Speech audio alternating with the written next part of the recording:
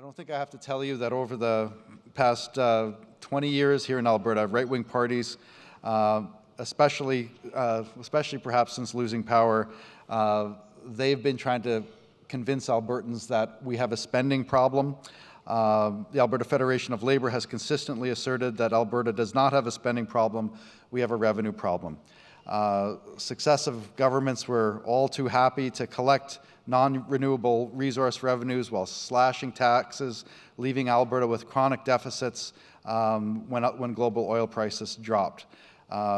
So now we're left with the responsibility of trying to come up with a better way. To help us engage in this conversation about how we can build a revenue system that actually provides a stable resource base to fund our public services. We're joined today by our guest speaker for the morning, Diana Gibson. Diana is a former research director at the Parkland Institute at the University of Alberta.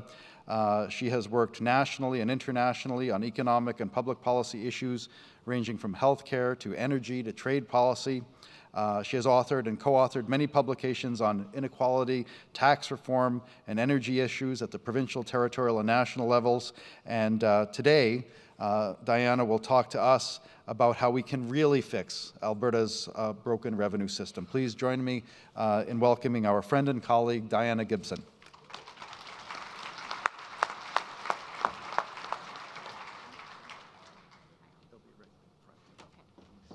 I see it, yeah. Hi. It's so great.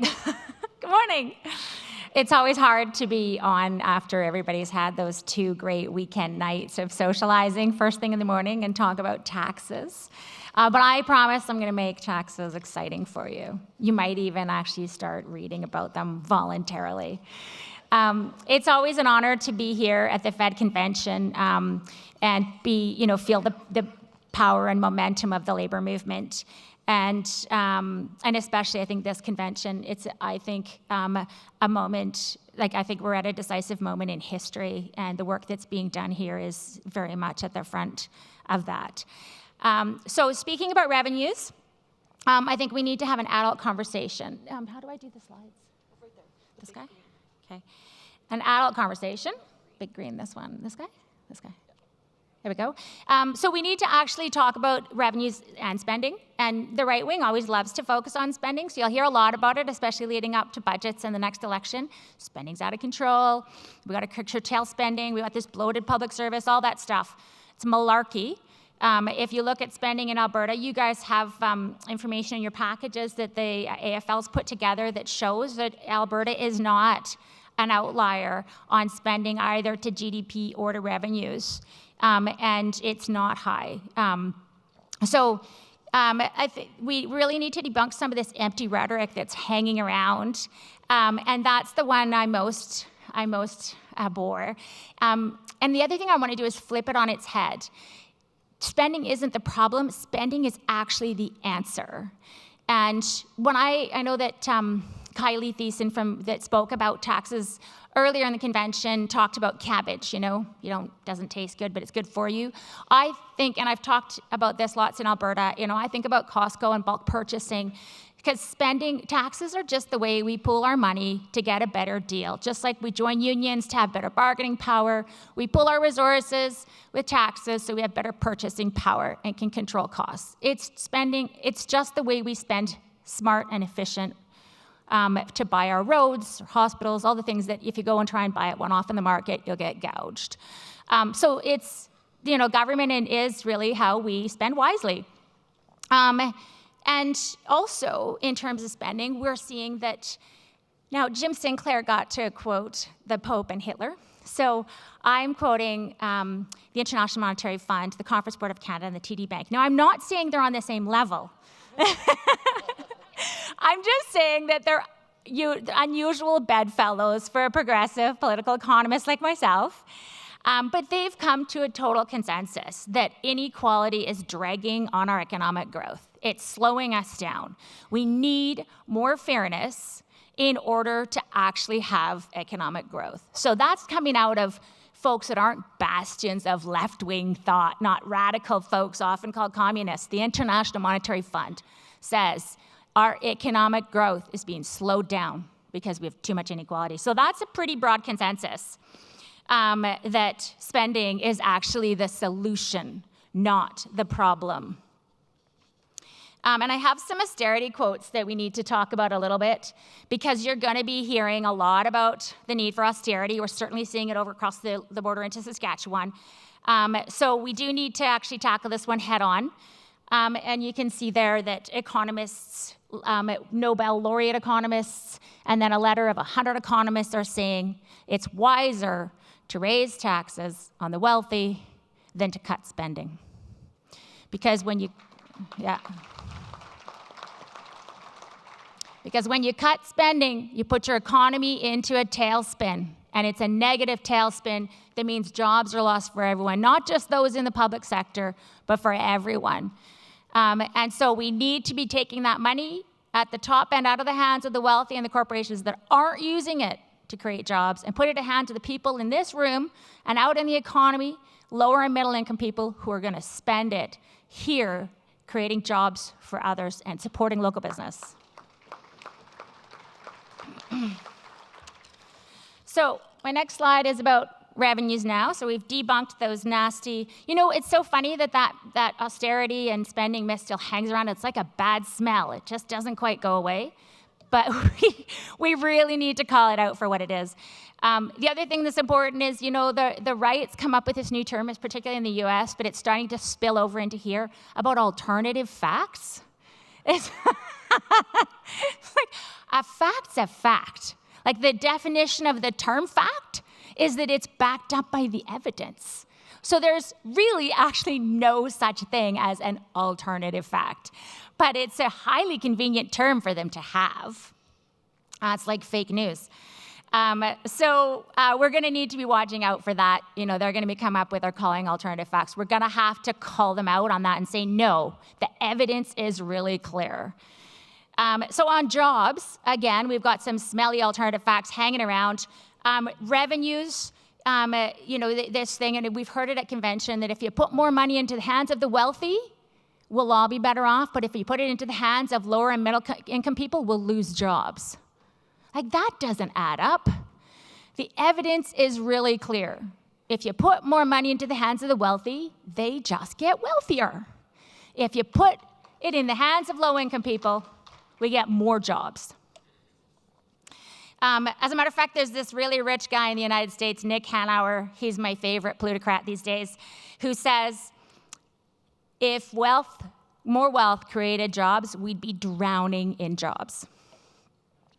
So it's actually the middle class that create jobs. And it's the purchasing power. That rich guy, Hanauer, also said that anybody who has run a business knows that hiring people is the last resort of capitalists. They only do it if demand requests it. And demand is driven by low and middle income people who spend their money on goods and services in the local economy.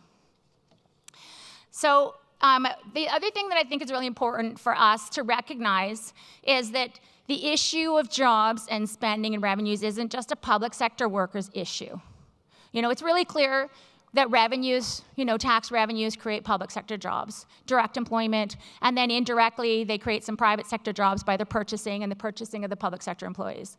But every private sector worker in this room should be fearful for their job if we go through austerity, because all jobs across the economy spin into a negative tailspin.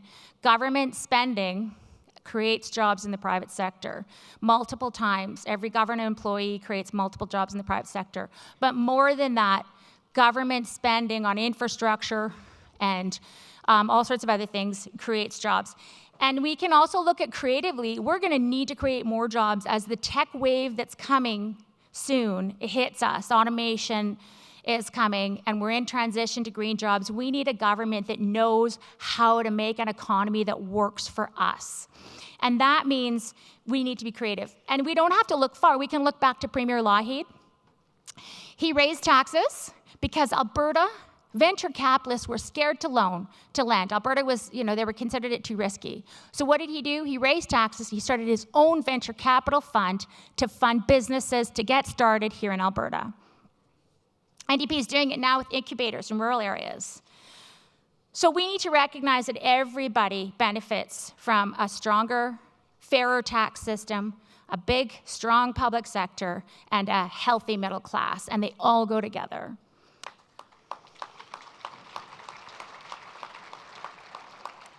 So in terms of revenues, now I'm going to get into the really nerdy stuff. I'll go fast because I don't want you to fall asleep.